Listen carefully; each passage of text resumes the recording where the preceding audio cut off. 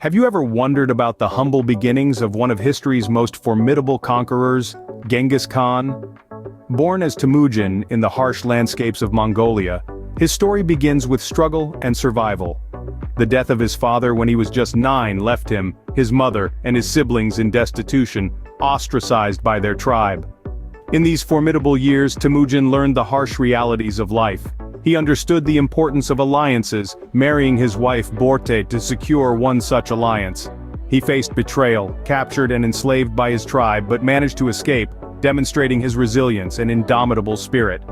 Temujin was a natural leader, uniting the warring tribes of Mongolia under his rule. His ability to lead, strategize, and his thirst for power were all forged in the crucible of his early life. From a destitute childhood to becoming a revered chieftain, the seeds of greatness were sown early in Genghis Khan's life. What led to Temujin becoming the feared Genghis Khan, the founder of the Mongol Empire? It was a journey filled with strategic maneuvering and a unique understanding of power dynamics. Born into a society marked by tribal warfare and political instability, Temujin, later known as Genghis Khan, recognized the need for unity. His vision was simple, yet revolutionary, to bring all Mongol tribes under a single banner. This was no easy task, mind you. It required a blend of diplomacy, charisma, and shrewd military strategies.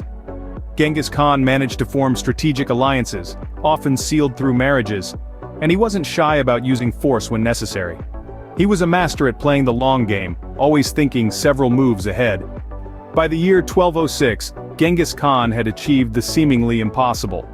He had united warring tribes into a centralized state, marking the birth of the Mongol Empire. Thus, through a combination of strategic alliances and military prowess, Genghis Khan laid the foundations of an empire that would soon stretch across continents. What made the Mongol army an invincible force on the battlefield, you ask? Well, it was their innovative military strategies and tactics. The cornerstone of the Mongol military tactics was mobility. Their horsemen could cover vast distances swiftly, facilitating surprise attacks. They were masters of the feigned retreat, luring enemies into traps, and then encircling them in a deadly rain of arrows. Genghis Khan's army was known for its discipline and organization. Each soldier had a specific role, and they operated in units of tens, hundreds, thousands, and tens of thousands, ensuring streamlined communication and command. The Mongols also utilized psychological warfare to their advantage.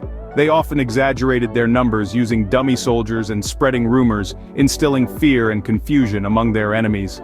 Moreover, they were adept at siege warfare, employing engineers to construct advanced siege equipment, which was uncommon among nomadic cultures. These tactics not only ensured their dominance on the battlefield, but also struck fear into the hearts of their enemies. How did the Mongol Empire grow to become the largest contiguous land empire in history? Let's dive in. Genghis Khan, after uniting the Mongol tribes, embarked on a series of conquests that shook the world. His first significant campaign outside Mongolia was against the Xixia and Jin dynasties of northern China. These victories cemented the Mongols' reputation as a formidable military force. Then, Genghis turned his gaze westward. The Khwarezm Empire, which spanned present-day Iran, Turkmenistan, and Uzbekistan, fell next to the Mongols' relentless onslaught. The Mongol Empire expanded, swallowing vast territories, and leaving a trail of destruction and transformation in its wake. Genghis Khan's successors continued this trend, pushing further into Eastern Europe, the Middle East, and even Southeast Asia.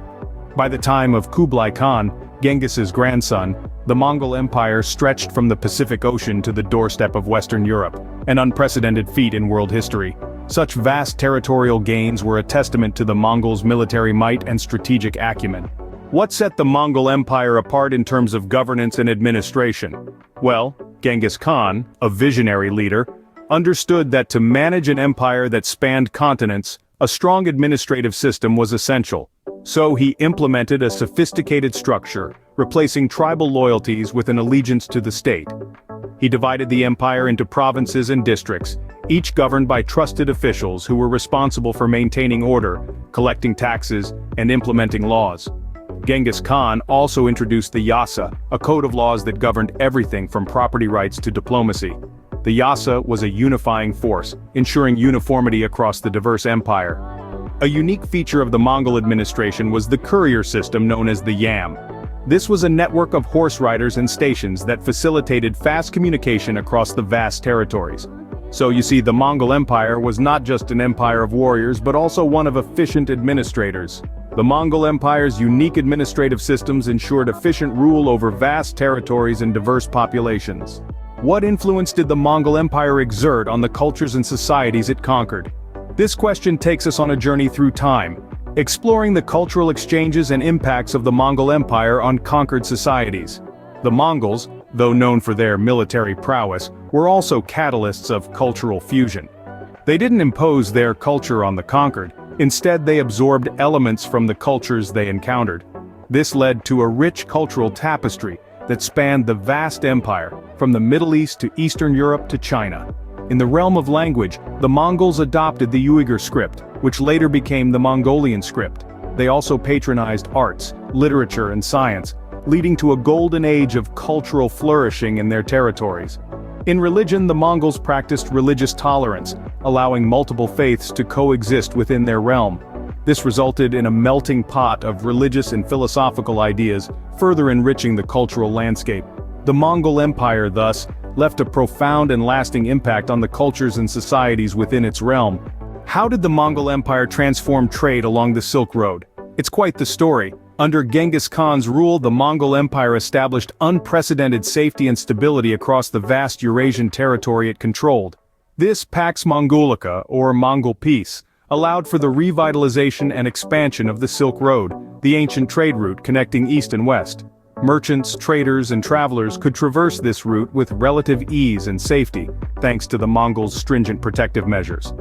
This not only invigorated trade but also facilitated the exchange of ideas, technology, and culture. From the fine silks of China to the rich spices of India, goods flowed freely, enriching societies along the route.